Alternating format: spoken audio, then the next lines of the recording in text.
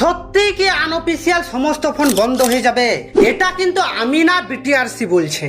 কারণ তারা নাকি আনঅফিসিয়াল ফোনগুলোকে বন্ধ করার জন্য কিছু স্পেশাল ডিভাইস নিয়ে আসছে। ইয়েস, এটা কিন্তু সত্যি, বাট আপনি মন খারাপ করবেন না, আপনার ফোন বন্ধ হবে না, কারণ আপনি এই ভিডিওটা দেখছেন আর আপনাদের জন্য আমি আছি। সত্যি বলতে আমি এই বিষয়টা নিয়ে আপনাদের জন্য প্ল্যান আগে থেকেই রেডি করে রেখেছি, যেন কোনো রকম ভাবে আপনাদের প্রবলেম না হয়। তো চলুন আমার প্ল্যান গুলো শোনার আগে এই বিষয়টা নিয়ে বিটিআরসি কি বলছে সেটা আপনি ভালোভাবে বোঝার চেষ্টা করুন। আপনাকে বলি তো, কিছু মাসের মধ্যে সরকার ন্যাশনাল ইকুইপমেন্ট আইডেন্টিটি রেজিস্টার মানে এনইআইআর এর একটা টেকনোলজি দ্বারা সরকার সমস্ত আনঅফিসিয়াল অথবা চোরাই ফোনগুলোকে বন্ধ করে দেবে। সেই ফোনগুলোকে আর কাউকে ব্যবহার করতে দেবে না। দেখুন, আনঅফিসিয়াল ফোন বলতে যেগুলো আমরা বুঝি, যেমন বর্ডার ক্রস ফোন, চোরাই মোবাইল। কারণ এই ফোনগুলোকে সরকার এই জন্যই বন্ধ করতে চাইছে, কারণ সরকার মনে করে এই ফোনগুলো দিয়ে অনেক ইললিগ্যাল কাজ, অনেক বেআইনি কাজ করা হচ্ছে।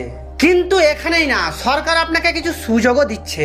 এই সমস্ত বর্ডার ক্রস করে কিনে আনা ফোনগুলোকে, আনঅফিসিয়ালি ফোনগুলোকে অফিসিয়ালি ব্যবহার করার জন্য। তাহলে চলুন সেটা আমি আপনাকে একটু বুঝিয়ে বলি। সরকার বলছে যে 16ই ডিসেম্বরের পর আপনি যদি কোনো রকম আনঅফিসিয়ালি বর্ডার ক্রস করা ফোন কেনেন, সেগুলোকে সম্পূর্ণভাবে বন্ধ করে দেওয়া হবে। কিন্তু 16ই ডিসেম্বরের আগে যে ফোনগুলো আপনি কিনেছেন, সেই ফোনগুলোকে সরকার অফিসিয়ালি ভাবে ব্যবহার করার জন্য কিছু সুযোগ দিচ্ছে।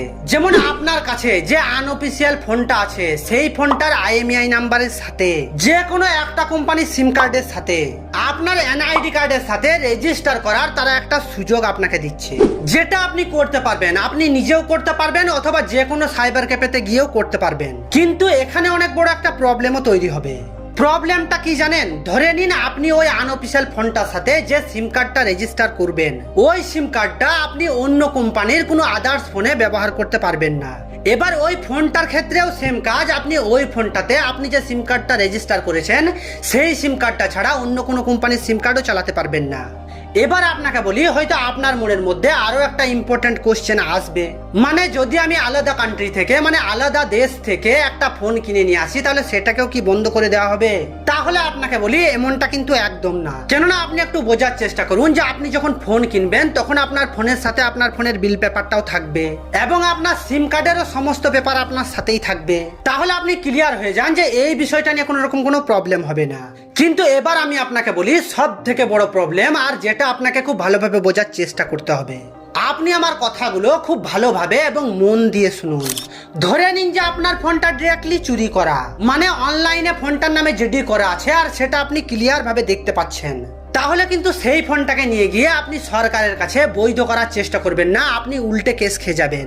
আপনি যদি ওই ফোনটার মাদারবোর্ড চেঞ্জ করতে পারেন তাহলে ঠিক আছে, আর যদি না পারেন তাহলে আপনি যেদিনই ওই ফোনটার মধ্যে সিম কার্ড লাগাবেন, সেই দিনই আপনাকে পুলিশ ধরে নিয়ে যাবে। কারণ কারোর প্রাইভেসি এবং কারোর টাকা দিয়ে কেনা ফোন সরকার আপনাকে অফিসিয়ালি ইউজ করতে দেবে না, আসল ব্যক্তিটার পারমিশন ছাড়া, কেননা এটা ইললিগ্যাল কাজ। আর এই সব প্রবলেম সব থেকে বেশি হবে আইফোনের মধ্যে, কারণ ওটা তো আইওএস, ওটার সিকিউরিটি অনেক হাই। তাই আপনাকে আমি বলছি যে যদি কারোর কাছে আইফোন আছে, তাহলে আপনি সেটাকে খুব ভালোভাবে চেক করুন, না হলে কিন্তু আপনার বিপদ। আপনি একটা চোরাই আইফোনকে কোনো রকম বৈধভাবে ব্যবহার করার চেষ্টা করবেন না, কারণ ওটা কোনো রকম ভাবেই সম্ভব না। তাহলে এবার চলুন আমি আপনাকে এই বিষয়টার সলিউশনটা বলি।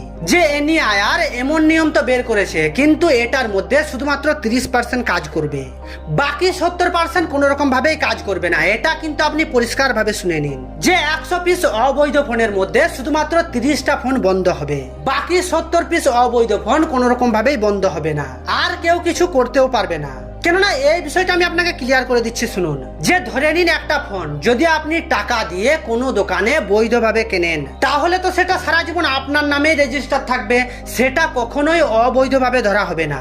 এবার যদি আপনি কোনো রকম ভাবে ওই ফোনটা ধরে নিন হারিয়ে দিয়েছেন অথবা আপনার কাছে চুরি হয়ে গেছে, এবার যদি আপনি থানায় গিয়ে ওই ফোনটার নামে জিডি করেন অথবা ইন্টারনেটের মধ্যে জিডি করেন, তাহলে কিন্তু ওই ফোনটাকে অবৈধভাবেই ধরা হবে। কেননা ইন্টারনেটের মধ্যে ওই ফোনটার আইএমইআই নাম্বার ব্লক থাকবে, থানার মধ্যে ওই ফোনটার নামে জিডি থাকবে।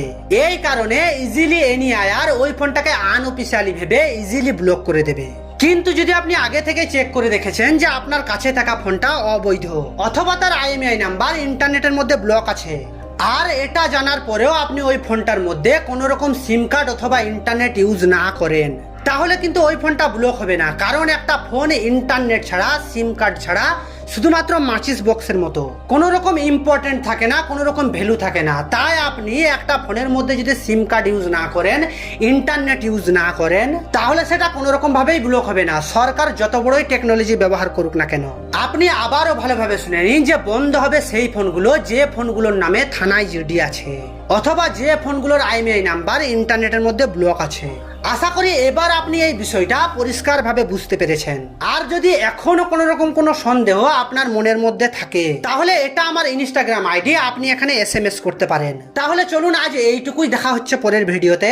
আর আপনার কাছে একটা রিকোয়েস্ট করছি, আপনি যদি এই চ্যানেলে প্রথমবার এসেছেন তো দয়া করে একটা সাবস্ক্রাইব করে যাবেন, কারণ আপনার সাহায্যটা আমার অনেক দরকার।